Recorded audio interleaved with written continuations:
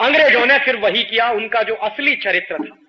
पहले कोठी बनाई, व्यापार शुरू किया, धीरे धीरे पूरे सूरत शहर में उनका व्यापार फैला और सन 1612 में सूरत के नवाब की हत्या कराई। जिस नवाब से जमीन लिया कोठी बनाने के लिए, उसी नवाब की हत्या कराई अंग्रेजों ने।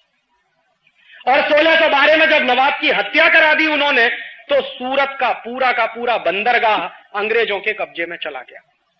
और अंग्रेजों ने जो काम सूरत में किया था 1612 में, वही काम कलकत्ता में किया, वही काम मद्रास में किया, वही काम दिल्ली में किया, वही काम आगरा में किया, वही काम लखनऊ में किया। माने जहां भी अंग्रेज जाते थे अपनी कोठी बनाने के लिए ईस्ट इंडिया कंपनी को लेके, उस हर शहर पर अंग्रेजों का कब्जा होता था और ईस्ट इंडिया कंपनी का झंडा फहराया जाता था। 150 वर्षों के अंदर व्यापार के बहाने अंग्रेजों ने सारे देश को अपने कब्जे में ले लिया। 1750 तक आते आते सारा देश अंग्रेजी ईस्ट इंडिया कंपनी का गुलाम हो गया। किसी को नहीं मालूम था कि जिस ईस्ट इंडिया कंपनी को हम व्यापार के लिए छूट दे रहे हैं, जिन अंग्रेजों को हम व्यापार के लिए जमीन दे रहे हैं, जिन अंग्रेजों को व्यापार के लिए हिंदुस्तान में हम बुला के ला रहे हैं, वही अंग्रेज इस देश के मालिक हो जाएंगे, ऐसा किसी को अंदाजा नहीं था। अगर ये अंदाजा होता तो शायद कभी उनको छूट न मिलती। लेकिन 1750 में ये अंदाजा हुआ, और अंदाजा हुआ एक व्यक्ति को, उसका नाम था सिराजुद्दौला। बंगाल का नवाब था। तो बंगाल का नवाब था सिराजुद्दौला, उसको यह अंदाजा हो गया कि अंग्रेज इस देश में व्यापार करने नहीं आए हैं, इस देश को गुलाम बनाने आए हैं, इस देश को लूटने के लिए आए हैं, क्योंकि इस देश में संपत्ति बहुत है, क्योंकि इस देश में पैसा बहुत है। तो सिराजुद्दौला ने फैसला किया कि अंग्रेजों के खिलाफ कोई बड़ी लड़ाई लड़नी पड़ेगी, और उस बड़ी लड़ाई को लड़ने के लिए सिराजुद्दौला ने युद्ध किया अंग्रेजों के खिलाफ। इतिहास की चौपड़ी में आपने पढ़ा होगा, प्लासी का युद्ध हुआ 1757। लेकिन इस युद्ध की एक खास बात है जो मैं आपको याद दिलाना चाहता हूं, आज के समय में भी वो बहुत महत्वपूर्ण है। 1757 में जब प्लासी का युद्ध हुआ, मैं बचपन में जब विद्यार्थी था, कक्षा 9 में पढ़ता था मैं, तो मैं मेरे इतिहास के अध्यापक से यह पूछता था कि सर मुझे यह बताइए कि प्लासी के युद्ध में अंग्रेजों की तरफ से कितने सिपाही थे लड़ने वाले। तो मेरे अध्यापक कहते थे मुझको नहीं मालूम। तो मैं कहता था क्यों नहीं मालूम? तो कहते थे कि मुझे किसी ने नहीं पढ़ाया, तो मैं तुमको कहां से पढ़ा दूं। तो मैं उनको बराबर एक ही सवाल पूछता था कि सर आप जरा यह बताइए कि बिना सिपाही के कोई युद्ध हो सकता है कि नहीं? तो फिर हमको यह क्यों नहीं पढ़ाया जाता कि युद्ध में कितने सिपाही थे अंग्रेजों के पास। और उसके दूसरी तरफ एक और सवाल मैं अक्सर पूछता था कि अच्छा यह बताइए अंग्रेजों के पास कितने सिपाही थे, यह तो हमको नहीं मालूम। सिराजुद्दौला जो लड़ रहा था हिंदुस्तान की तरफ से, उसके पास कितने सिपाही थे? तो कहते थे वो भी नहीं मालूम। प्लासी के युद्ध के बारे में इस देश में इतिहास की 150 किताबें हैं जो मैंने देखी हैं। उन 150 में से एक भी किताब में यह जानकारी नहीं दी गई है कि अंग्रेजों की तरफ से कितने सिपाही लड़ने वाले थे और हिंदुस्तान की तरफ से कितने सिपाही लड़ने वाले थे। और मैं आपको सच बताऊं, मैं मेरे बचपन से इस सवाल से बहुत परेशान रहा, और इस सवाल का जवाब अभी 3 साल पहले मुझे मिला। वो भी हिंदुस्तान में नहीं मिला, लंदन में मिला। लंदन में एक इंडिया हाउस लाइब्रेरी है, बहुत बड़ी लाइब्रेरी है। उस इंडिया हाउस लाइब्रेरी में हिंदुस्तान के गुलामी के 20,000 से ज्यादा दस्तावेज रखे हुए हैं, जो हमारे देश में नहीं है, वहां रखे। भारतवर्ष को अंग्रेजों ने कैसे तोड़ा, कैसे गुलाम बनाया, इसकी पूरी विगतवार जानकारी उन 20,000 दस्तावेजों में इंडिया हाउस लाइब्रेरी में मौजूद है। मेरे एक परिचित हैं प्रोफेसर धर्मपाल, वो 40 वर्ष तक यूरोप में रहे। मैंने एक बार उनको एक चिट्ठी लिखी, मैंने कहा सर मैं ये जानना चाहता हूं बेसिक क्वेश्चन कि प्लासी के युद्ध में अंग्रेजों के पास कितने सिपाही थे। तो उन्होंने कहा देखो राजीव, अगर तुमको ये जानना है तो बहुत कुछ जानना पड़ेगा, और तुम तैयार हो जानने के लिए? मैंने कहा मैं सब जानना चाहता हूं। मैं इतिहास का विद्यार्थी नहीं लगा, लेकिन इतिहास को समझना चाहता हूं कि ऐसी कौन सी खास बात थी जो हम अंग्रेजों के गुलाम हो गए। ये समझ में तो आना चाहिए अपने को कि कैसे हम अंग्रेजों के गुलाम हो गए। ये इतना बड़ा देश, 34 करोड़ की आबादी वाला देश, 50,000 अंग्रेजों का गुलाम कैसे हो गया, ये समझना चाहिए। तो वो प्लासी के युद्ध पर से वो समझ में आया। उन्होंने कुछ दस्तावेज मुझे भेजे फोटोकॉपी करा के, और वो मेरे पास अभी भी है। उन दस्तावेजों को जब मैं पढ़ता था तो मुझे पता चला कि प्लासी के युद्ध में अंग्रेजों के पास मात्र 300 सिपाही थे, 300, और सिराजुद्दौला के पास 18,000 सिपाही थे। अब किसी भी सामने के विद्यार्थी से, बच्चे से या सामान्य बुद्धि के आदमी से आप ये पूछो कि एक बाजू में 300 सिपाही और दूसरे बाजू में 18,000 सिपाही, कौन जीतेगा? 18,000 सिपाही जिसके पास है वो जीतेगा। लेकिन जीता कौन? जिनके पास मात्र 300 सिपाही थे वो जीत गए, और जिसके पास 18,000 सिपाही थे वो हार गए।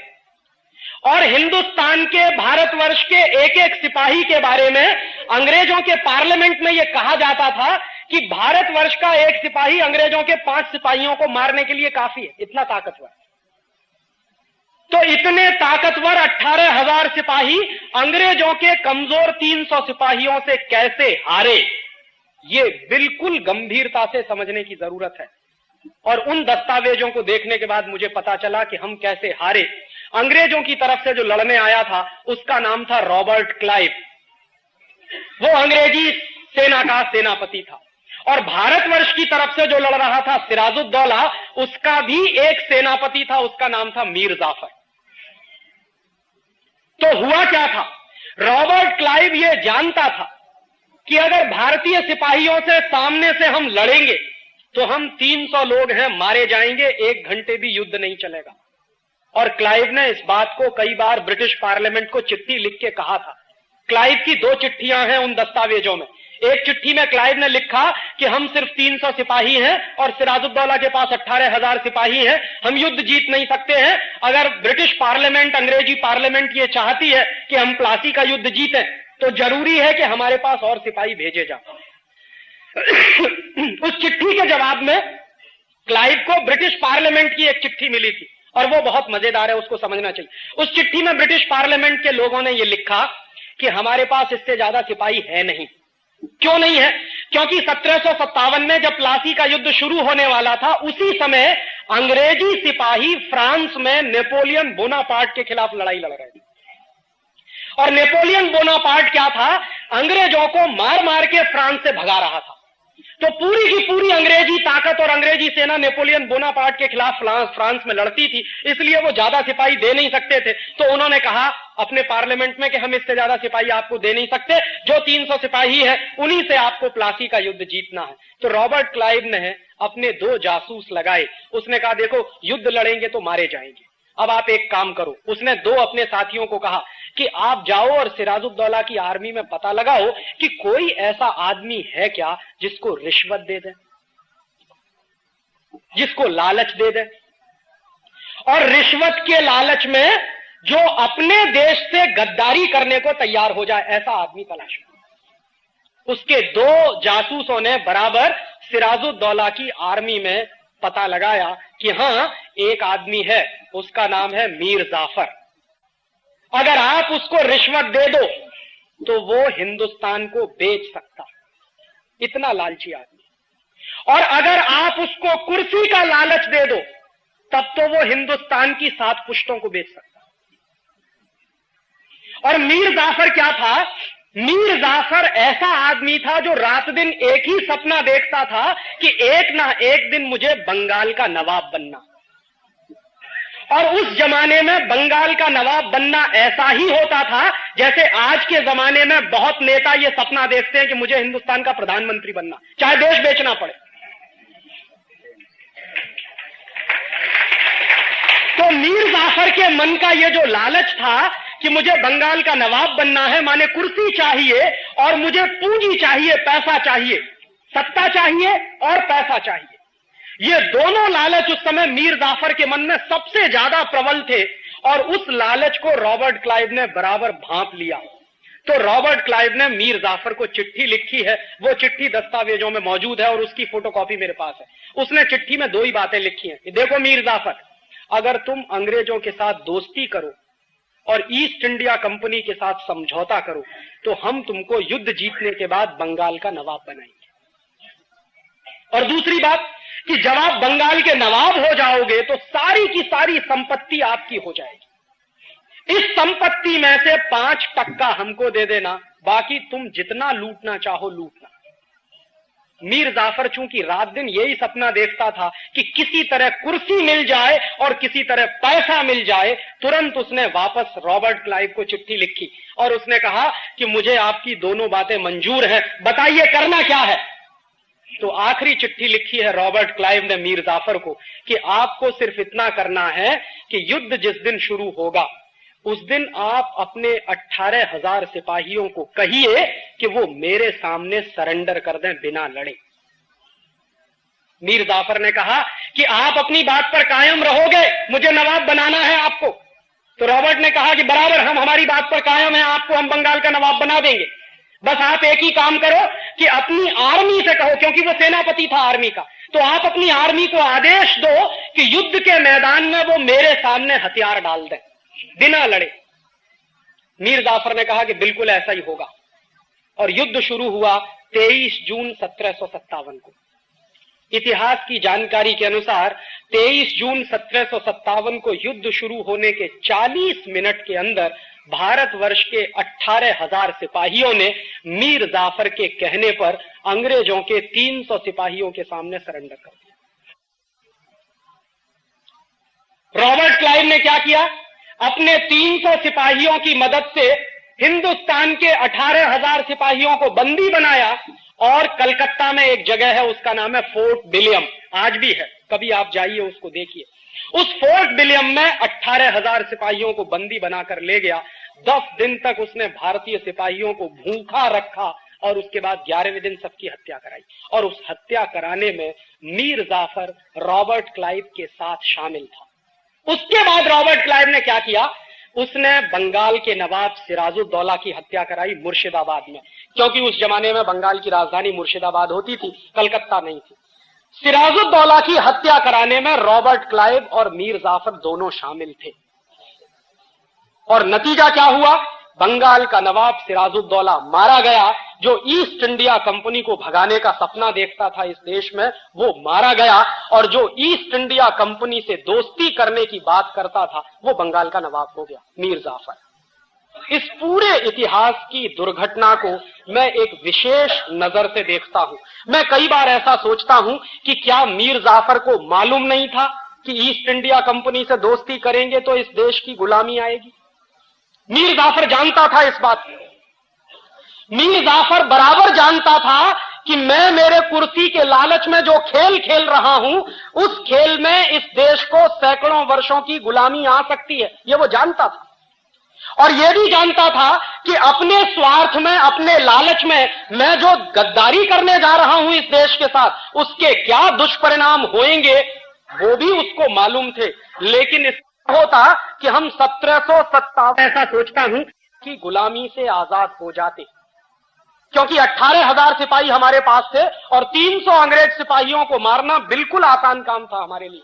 हम 1757 में ही अंग्रेजों की गुलामी से आजाद हो जाते, एक बात। और दूसरी बात, ये जो 200 वर्ष की गुलामी हमको झेलनी पड़ी 1757 से 1947 तक की, और उस 200 वर्ष की गुलामी को भगाने के लिए 6 लाख लोगों की जो कुर्बानियां हमको देनी पड़ी, वो बच गया होता। भगत सिंह, चंद्रशेखर, ऊधम सिंह, तात्या टोपे, झांसी की रानी लक्ष्मीबाई, सुभाष चंद्र बोस, ऐसे ऐसे नौजवानों की कुर्बानियां दी हैं। ये कोई छोटे मोटे लोग नहीं थे। सुभाष चंद्र बोस तो आईसीएस टॉपर थे। ऊधम सिंह चाहता तो अय्याशी कर सकता था, बड़े बाप का बेटा था। भगत सिंह और चंद्रशेखर की भी यही हैसियत थी, चाहते तो जिंदगी की जवानी की रंगरेलियां मनाते और अपनी नौजवानी को ऐसे फंदे में नहीं फंसाते। ये सारे वो नौजवान थे जिनका खून इस देश के लिए बहुत महत्वपूर्ण था।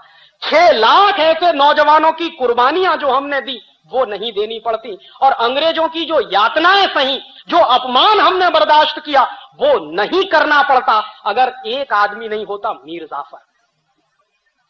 लेकिन चूंकि मीर जाफर था और मीर जाफर का लालच था कुर्सी का और पैसे का, उस लालच ने इस देश को 200 वर्ष के लिए गुलाम बना दिया। और मैं आपसे यही कहने आया हूं कि 1757 में तो एक मीर जाफर था, आज हिंदुस्तान में हजारों मीर जाफर।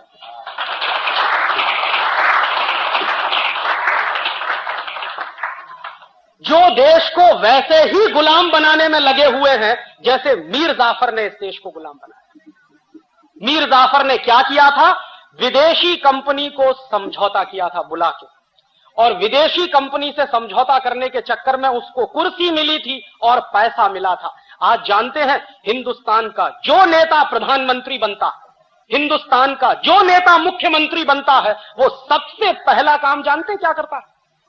प्रेस कॉन्फ्रेंस करता है और कहता है विदेशी कंपनी वालों तुम्हारा स्वागत है, आओ यहां पर।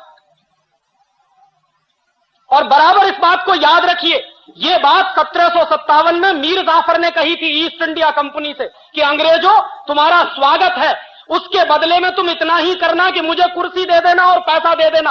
आज के नेता भी वही कह रहे हैं, विदेशी कंपनी वालों तुम्हारा स्वागत है। और हमको क्या करना? हमको कुछ नहीं, मुख्यमंत्री बनवा देना, प्रधानमंत्री बनवा देना, 100-200 करोड़ रुपए की रिश्वत दे देना, बोफोर्स के माध्यम से हो या एनरॉन के माध्यम से हो, हम उसी में खुश हो जाएंगे, सारा देश हम आपके हवाले कर देंगे। ये इस समय चल रहा, और इतिहास की वही दुर्घटना दोहराई जा रही है जो 1757 में हो चुकी। और मैं आपसे मेरे दिल का दर्द कह रहा हूं कि एक ईस्ट इंडिया कंपनी 200-250 वर्ष इस देश को गुलाम बना सकती है, लूट सकती है, तो आज तो इन मीर जाफरों ने 4000 विदेशी कंपनियों को बुला लिया। आपको मालूम है इस देश में रोज समझौते होते हैं विदेशी कंपनियों से, और दरवाजा खोलकर विदेशी कंपनियों को ऐसे बुलाया जा रहा है जैसे वही अब इस देश के भाग्य का निर्धारण करेंगे। और इसमें हर एक पार्टी शामिल है। मैं किसी पार्टी का नाम नहीं लेना चाहता क्योंकि मंदिर की पवित्रता का मुझे ध्यान है। ये सब चोर और मीर जाफरों की औलाद है, जो पार्टी वाले हो, किसी का नाम लेने की जरूरत नहीं। सत्ता में जब नहीं रहते हैं तो विदेशी कंपनियों का विरोध करते हैं, और जैसे ही कुर्सी मिल जाती है सबसे पहला काम विदेशी कंपनियों को बुला के उनके सामने साष्टांग दंडवत प्रणाम करके समझौते करते हैं। और कोई भी एक नेता इस देश का अपवाद नहीं है। हर पार्टी को इस देश में राज चलाने का मौका मिला है, किसी को कम किसी को ज्यादा, और हर पार्टी ने एक ही सबूत दिया है, विदेशी कंपनियों को ज्यादा से ज्यादा बुलाओ।